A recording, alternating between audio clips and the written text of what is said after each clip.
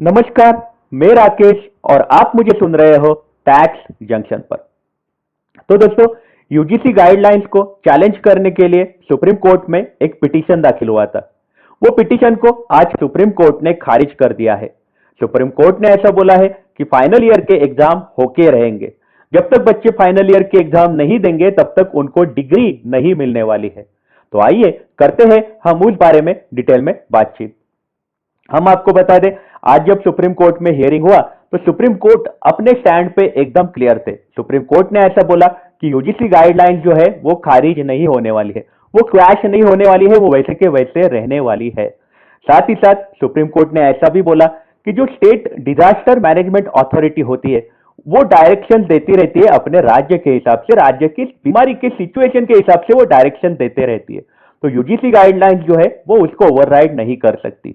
UGC राज्य को directions नहीं दे सकती। हर राज्य की अपनी जिम्मेदारी है। एग्जाम कैंसिल करना या फिर एग्जाम लेना वो राज्य की अपनी जिम्मेदारी है। तो यूजीसी उसको ओवरराइड नहीं कर सकती। लेकिन सुप्रीम कोर्ट ने और एक मुद्दा क्लियरली बोल दिया है। सुप्रीम कोर्ट ने ऐसा बोला है कि जो राज्य की डिजास्टर मैनेजमेंट अथॉरिटी है उनके पास ऐसा कोई पावर नहीं है कि वो बच्चों को डायरेक्टली पास करेंगे, बच्चों को प्रीवियस परफॉर्मेंस के बेसिस पे डायरेक्टली पास करेंगे। ऐसा कोई भी प्रोविजन डिजास्टर मैनेजमेंट एक्ट में नहीं है, ऐसा कोई सेक्शन भी नहीं है। इसका मतलब सुप्रीम कोर्ट ने बोला है कि यूजीसी गाइडलाइंस के हिसाब से एग्जाम होंगे।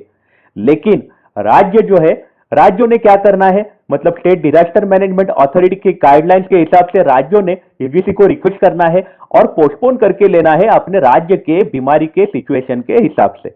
तो ये एक बात क्लियरली हमें सामने आ रही है। मतलब एग्जाम होके रहेगा, लेकिन एग्जाम की जो तारीखें है वो राज्य अपने राज्य की सिचुएशन के हिसाब से यूजीसी से मांग सकती है, पोस्टपोन करवा के ले सकती है। एग्जाम आपका पोस्टपोन हो सकता है, लेकिन फाइनल ईयर का एग्जाम जो है वो होने वाला है।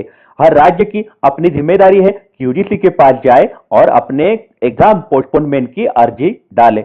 एग्जाम होके रहेगा। जैसे जहां तक बोला जा रहा था कि महाराष्ट्र हो, दिल्ली हो, वेस्ट बंगाल हो, ओडिशा हो, वहां के राज्यों ने एग्जाम कैंसिल ही कर दी थी। ऐसा बोला जा रहा था कि फाइनल ईयर का जो रिजल्ट है वो पुराने बेसिस पे आएगा, मतलब प्रीवियस परफॉर्मेंस जो भी रहेंगे पुराने 3-4 साल में उसका कैलकुलेशन करके उनको डिग्री दी जाएगी। तो वैसा अब सुप्रीम कोर्ट ने करने को मना किया है। सुप्रीम कोर्ट ने बोला है आपको एग्जाम लेना पड़ेगा, बस एग्जाम की तारीख है वो आप यूजीसी से मांग के ले सकते हो। जहां तक पिटीशन की बात आती है तो पिटीशन में तो एकदम क्लियरली बातें बोली गई थी कि एग्जाम लेना मतलब बच्चों के ऊपर जिंदगी की रिस्क मंडराने जैसा है।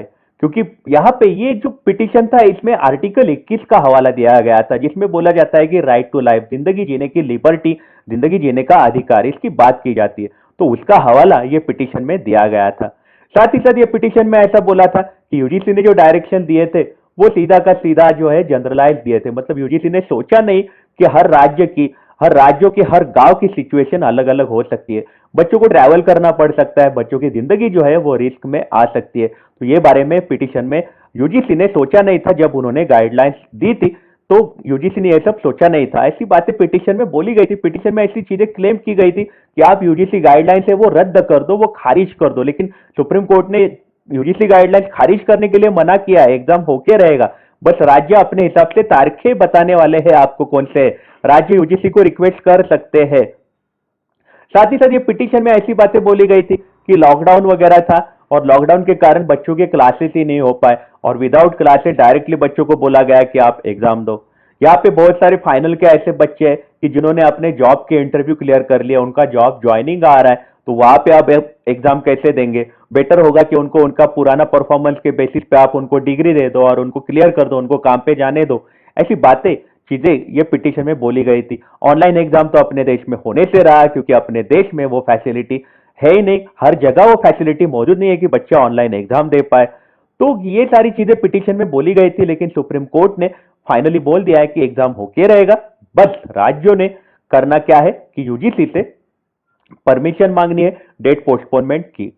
जहां तक डिजास्टर मैनेजमेंट एक्ट की बात आती है कि राज्य जो है जैसे महाराष्ट्र हो गया, बंगाल हो गया, ओडिशा जैसे राज्य हो गए, उन्होंने एग्जाम कैंसिल ही कर दी थी।